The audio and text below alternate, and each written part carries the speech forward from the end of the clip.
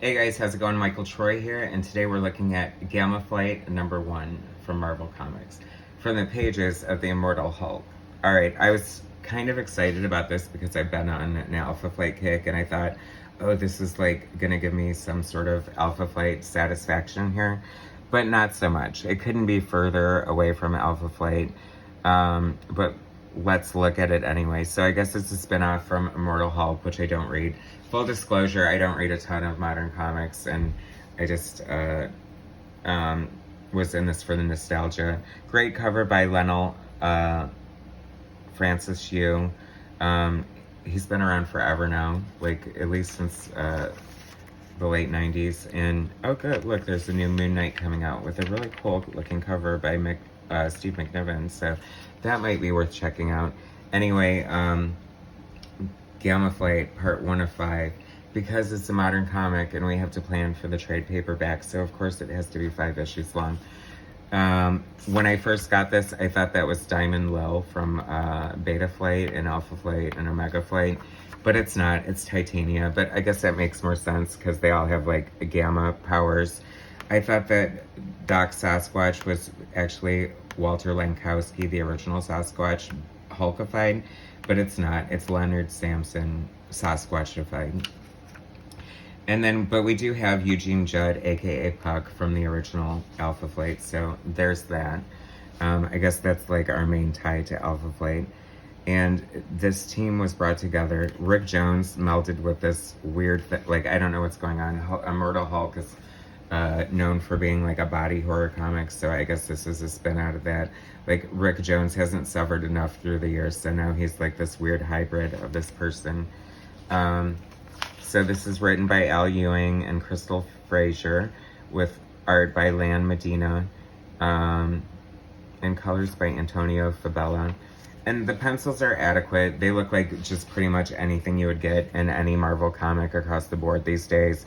Just kind of boring. Like, there's nothing wrong with it, but nothing like super eye-catching or exciting. I mean, you have this great splash page here with Doc Sasquatch in the background, and he's got his back to us, and it's kind of boring, not super exciting. So I guess they were put together to sort of take care of gamma issues, and they decided they didn't want to do that. I don't know, it just looks like a little lazy to me. Like, he's like shooting him with a machine gun, and it's just so flat and static, and just there's no life to or energy to any of this. The colors are so dark and drab, and I'm just not a fan of modern comics. And so I guess this character is transgendered, but you don't know it until he starts lecherously feeling her, and then tells her that she should be able to understand what it's like to be in the wrong body because she's transgendered, and now he's stuck in the Sasquatch body. And this bothered me because he's a psychiatrist, and you would think that that would be Psych 101. Like, what a horrible thing to say, and just like so like not cool. I mean, I guess it's there for the story. So I guess Crusher Creel, is he the absorbing man? See, I'm so out of touch. I shouldn't be reading this. I'm sorry. I hope I'm not ruining this for you guys. I'll try to just flip through it without too much commentary to give you a gist of what it's about, but I don't know. I can't handle this weird Rick Jones hybrid thing. I guess I don't know enough about what's going on. But even this just looks boring to me. Like, it's a double page spread with this big horrifying creature. It should be super exciting and just... Oh, that was the other thing that I noticed about the art, is like one of the things that makes a comic book page, like comic book storytelling, at least classic comic book storytelling, more dynamic, is that the characters should like be like different sizes through the page, like give your eye different visuals and something to look at. And it feels like there's close-ups and medium shots here, and that's pretty much it. And nothing really stands out as like super exciting.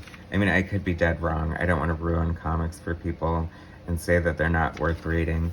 But for $4, I could have gotten something from the back issue bin that would have been like killer. Anyway, I don't know if I want to read the next issue or not. It's funny because they make this weird what do you call it? Easter egg reference, foreshadowing, mentioning Scar, who hasn't been around forever. They don't even know if he's still alive or what goes on with him. And then suddenly he shows up on the last page. So I guess if you're a Hulk fan and into that, and read Planet Hulk or World War Hulk or anything like that, you would be like quaking in your boots and like really excited by this cliffhanger here. So I don't know, based on that, I might be curious to read the next issue just to see where they go with it, but I thought it was mediocre at best. So anyway, thanks for watching. Please subscribe to my channel, share my content, and I will bring you more later. Thanks, guys.